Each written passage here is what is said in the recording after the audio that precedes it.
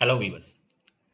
திருவள்ளூர் முனிசிபாலிட்டியோட DMK councillor மற்றும் அவரோட நண்பரான ஏடிஎம்கேவை சேர்ந்த ஒரு வழக்கறிஞர்.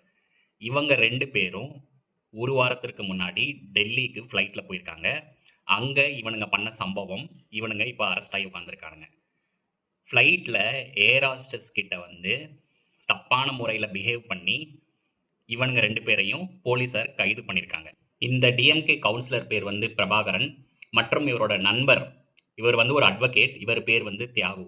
ஏண்டா, ஒருத்தன் கவுன்சிலரு, மக்கள் பணியில் ஈடுபட்டிருக்கீங்க, இன்னொருத்தர் வந்து அட்வொகேட்டு, உங்களுக்கு தெரியாத சட்டங்கள்லாம் இல்லை. இந்த மாதிரி இருக்கும்போது நீங்கள் இப்படி ஒரு பெண்கிட்ட தவறாக நடந்துக்கும் போது உங்களெல்லாம் என்ன சொல்கிறது அப்படின்னே தெரில. உங்கள் மேலே கண்டிப்பாக வந்து ஆக்ஷன் எடுத்தே ஆகணும். அது வந்து காவல்துறையாக இருந்தாலும் சரி, நீதிமன்றமாக இருந்தாலும் சரி. டிஎம்கே கட்சி சார்பில் இருந்து இவரோட பதவியை வந்து பறிக்கணும் அப்படின்னு சொல்லி நான் கேட்டுக்கிறேன்.